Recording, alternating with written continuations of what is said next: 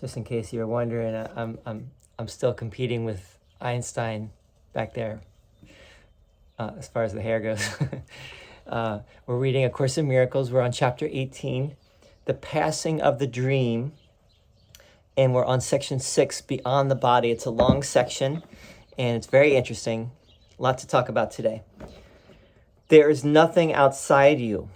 That is what you must ultimately learn, for it is the realization that the kingdom of heaven is restored to you. For God created only this, and he did not depart from it, nor leave it separate from himself. The kingdom of heaven is the dwelling place of the Son of God, who left not his Father, and dwells not apart from him. Heaven is not a place nor a condition. It is merely an awareness of perfect oneness, and the knowledge that there is nothing else, nothing outside this oneness, and nothing else within. What could God give but knowledge of himself? What else is there to give? The belief that you could give and get something else, something outside yourself, has cost you the awareness of heaven and of your identity. And you have done a stranger thing than you yet realize. You have displaced your guilt to your body from your mind. Yet a body cannot be guilty, for it can do nothing of itself. You who think you hate your body deceive yourself. You hate your mind, for guilt has entered into it, and it would remain separate from your brothers, which it cannot do. Minds are joined, bodies are not. Only by assigning to the mind the properties of the body does separation seem to be possible. And it is mind that seems to be fragmented and private and alone. Its guilt, which keeps it separate, is projected to the body, which suffers and dies because it is attacked to hold the separation in the mind and let it not know its identity. Mind cannot attack, but it can make fantasies and direct the body to act them out. Yet it is never what the body does that seems to satisfy. Unless the mind believes the body is actually acting out its fantasies, it will attack the body by increasing the projection of its guilt upon it. In this, the mind is clearly delusional. It cannot attack, but it maintains it can, and uses what it does to hurt the body to prove it can. The mind cannot attack, but it can deceive itself. And this is all it does when it believes it has attacked the body. It can project its guilt, but it will not lose it through projection. And though it clearly can misperceive the function of the body, it cannot change its function from what the Holy Spirit establishes it to be.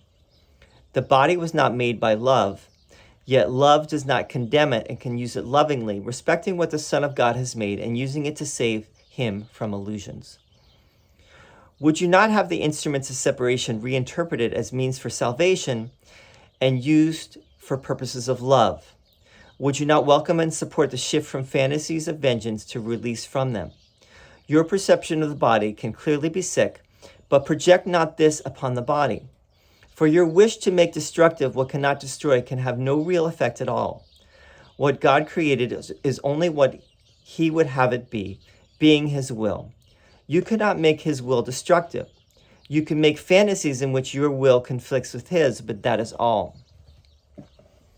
It is insane to use the body as a scapegoat for guilt, directing its attack and blaming it for what you wished it to do. It is impossible to act out fantasies, for it is still the fantasies you want, and they have nothing to do with what the body does. It does not dream of them, and they but make it a liability where it could be an asset. For fantasies have made your body your, quote, enemy, unquote, weak, vulnerable, and treacherous, worthy of the hate that you invest in it. How has this served you? You have identified with this thing you hate, the instrument of vengeance, and the perceived source of your guilt.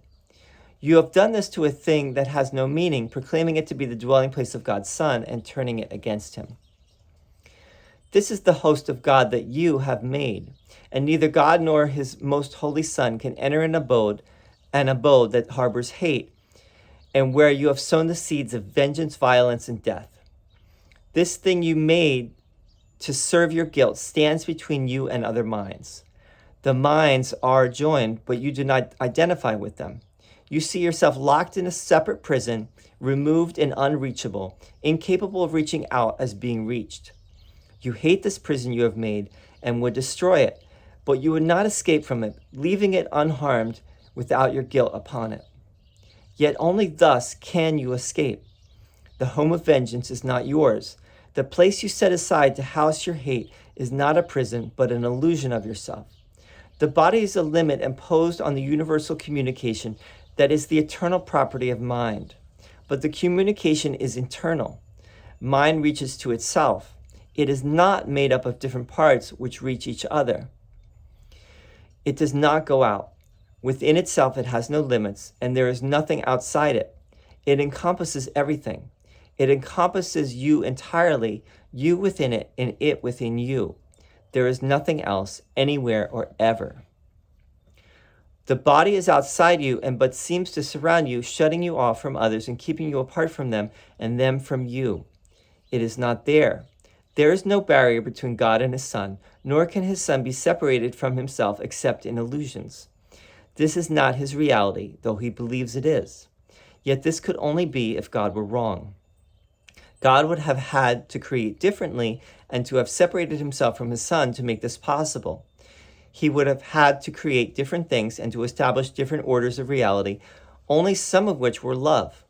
Yet love must be forever like itself, changeless forever, and forever without alternative. And so it is. You cannot put a barrier around yourself because God placed none between himself and you. You can stretch out your hand and reach to heaven. You whose hand is joined with your brother's have begun to reach beyond the body, but not outside yourself to reach your shared identity together. Could this be outside you, where God is not? Is he a body, and did he create you as he is not, and where he cannot be? You are surrounded only by him. What limits can there be on you whom he encompasses? Everyone has experienced what he would call a sense of being transported beyond himself. This feeling of liberation far exceeds the dream of freedom sometimes hoped for in special relationships. It is a sense of actual escape from limitations. If you will consider what this, quote, transportation, unquote, really entails, you will realize that it is a sudden unawareness of the body and a joining of yourself in something else in which your mind enlarges to encompass it. It becomes part of you as you unite with it, and both become whole as neither is perceived as separate. What really happens is that you have given up the illusion of a limited awareness and lost your fear of union. The love that instantly replaces it extends to what has freed you and unites with it. And while this lasts, you are not uncertain of your identity and would not limit it. You have escaped from fear to peace, asking no questions of reality, but merely accepting it. You have accepted this instead of the body, and have let yourself be one with something beyond it, simply by not letting your mind be limited by it. This can occur regardless of the physical distance that seems to be between you and what you join, of your respective positions in space, and of your differences in size and seeming quality. Time is not relevant. It can occur with something past, present, or anticipated. The, quote, something, unquote, can be anything and anywhere. A sound, a sight, a thought, a memory, and even a general idea without specific reference. Yet in every case, you join it without reservation because you love it and would be with it. And so you rush to meet it, letting your limits melt away, suspending all the, quote, laws, unquote, your body obeys, and gently setting them aside. There is no violence at all in this escape. The body is not attacked, but simply properly perceived. It does not limit you merely because you would not have it so. You are not really, quote, lifted out, unquote, of it. It cannot contain you. You go where you would be, gaining, not losing, a sense of self. In these instants of release from physical restrictions, you experience much of what happens in the holy instant. The lifting of the barriers of time and space, the sudden experience of peace and joy, and above all, the lack of awareness of the body and of the questioning whether or not all this is possible. It is possible because you want it. The sudden expansion of awareness that takes place with your desire for it is the irresistible appeal the holy instant holds. It calls to you to be yourself within its safe embrace. There are the laws of limit lifted for you to welcome you to openness of mind and freedom. Come to this place of refuge where you can be yourself in peace. not through destruction, not through a breaking out, but merely by a quiet melting in. For peace will join you there, simply because you have been willing to let go the limits you have placed upon love and joined it where it is and where it led you in answer to its gentle call to be at peace. It's a great image. The doors to heaven cannot be broken down or beat down. This is all a melting in, right? The ego cannot be destroyed. It only dissolves into nothingness, and we melt into the everything that we are. There's a lot going on in this section. This section is called Beyond the Body. We're probably not going to get to everything, but let's note a few very important aspects. Obviously, Jesus here is talking now directly about the body, and this is actually a very big theme in the Course. One of the lessons that is brought the most in all of the lessons is, I am not a body, I am free. I am still as God created me, or I'm still as love created me. Love and God are really synonymous. I mean, we're talking about the same thing. These are just words. They're just symbols. I am not a body. I am free. The body is a limit. Let's just read this one line here. This one little passage. The body was not made by love, yet love does not condemn it and can use it lovingly, respecting what the Son of God has made and using it to save him from illusions. Now this quote, this little part was used by Dr. Kenneth Wapnick in his book, Love Does Not Condemn. It's a great book. It's all about how A Course in Miracles is, in the Gnostic tradition, gnosis being knowledge, right? And the Course is obviously aiming at knowledge. It keeps talking about the knowledge of God, which is beyond all perception. We are still in the world of perception. But through following what the Course is saying, the ego will dissolve and we will be back in the knowledge of our true nature, which is, you could say is God or love.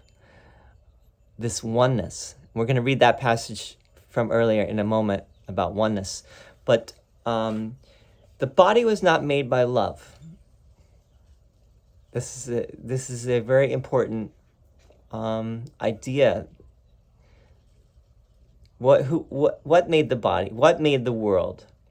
Jesus tells us a number of times in the Course that the body is a limit. The world is a limit. It is a way of hiding from love, hiding from our true reality. Why? Because fear and guilt and sin entered the picture. And because they entered the picture, we had to get away from God, who we made Jesus says we made God an unloving father. If God is an unloving father, then we had to get away, because God was going to punish us for the sin of separating. It's the prodigal son story that was also mentioned here in the Course, that the son tries to get away from the father and then is afraid to go back because he thinks he sinned against his father and his father's going to get him. But when he goes back, his father welcomes him with open arms, because the Father and the Son are one. So the body was not made by love. The body is a fantasy, is made by the ego mind. This false idea of what we are. It's the idea that's based in separation. And this idea of separation is very powerful because it comes from the mind. And our minds are extremely powerful. The body was not made by love, but love does not condemn it. and can use it lovingly, respecting what the Son of God has made and using it to save him from illusions. So one of the Course lessons is the body is a wholly neutral thing, which means the body, according to the Holy Spirit, the body is not a problem. The body is, the body for us is a big problem. But in the light of love, the body is just a way of taking us to where we need to go. So the body becomes just a vehicle or a communication device that unites us and brings us back to the love, which is our true nature. So love does not condemn the body and it can use it lovingly, respecting what the Son of God has made, meaning we have made this idea. We have made the body. It was not created by God. We have made it in allegiance with the ego, and using it to save him from illusions. So in other words, the Holy Spirit uses the body as a way to bring us back to love, saving us, freeing us from the illusions of what we thought we were to the reality of what we really are. So that's one passage. The second thing that we can really dwell on a little bit here, there is nothing outside you. That is what you must ultimately learn, for it is the realization that the kingdom of heaven is the realization that the kingdom of heaven is restored to you. For God created only this, and he did not depart from it, nor leave it separated from himself. The kingdom of heaven is the dwelling place of the Son of God, who left not his Father and dwells not apart from him. Heaven is not a place nor a condition. It is merely an awareness of perfect oneness and the knowledge that there is nothing else, nothing outside this oneness and nothing else within. There's only oneness, right? This is the kingdom of heaven. And this is also God. God is the kingdom of heaven, and we are the kingdom of heaven. These are just words, but they're, and this is all echoing the Gospels, right? Who was the one that talked about the kingdom of heaven? Jesus. Obviously, kingdom of heaven is a big theme in the Gospel accounts. Jesus keeps talking about the kingdom of heaven. Here he's saying, in the Gospel accounts, however, it seems that the kingdom of heaven is a place that, it's somewhere up there. It's somewhere in God's realm that is apart from us, and that will, if we're not fit for the kingdom of heaven, we will, we might go somewhere else. We might, we'll go to hell, or we'll, fear has no part in this teaching of A Course in Miracles. This is, remember, this is a cure through love. This is the Course's cure is through love, not through fear. It's not like, if you don't do this, if you don't have faith, you're going to die. You're going to be killed. You're going to be destroyed. You're going to be eternally damned. None of that is here. This is more of a Gnostic and a non-dualistic teaching.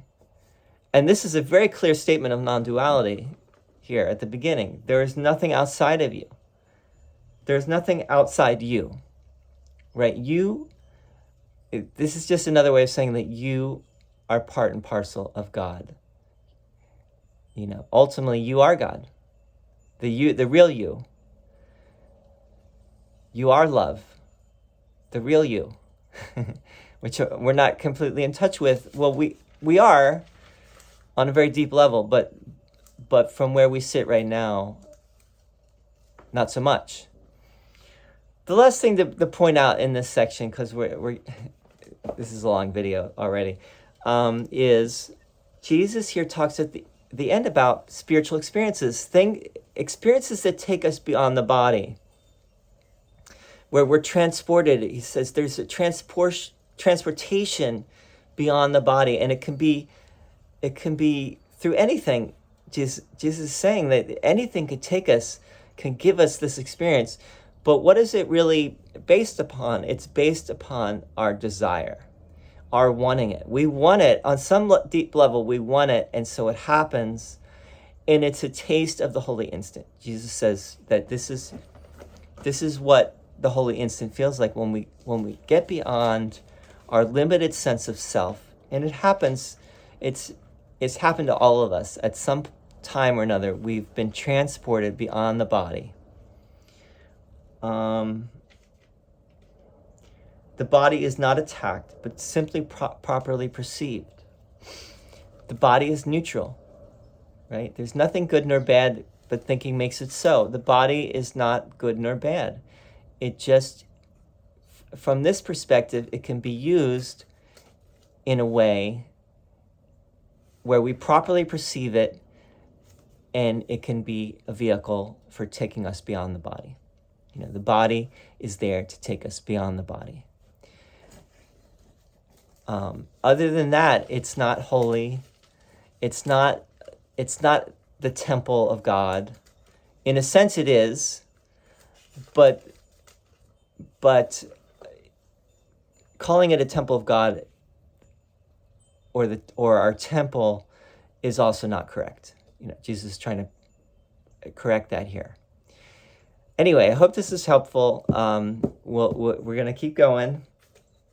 The plot keeps getting thicker and getting more interesting as we go along here. I Need Do Nothing is the next section. Should be interesting too. We'll see you soon. Thank you.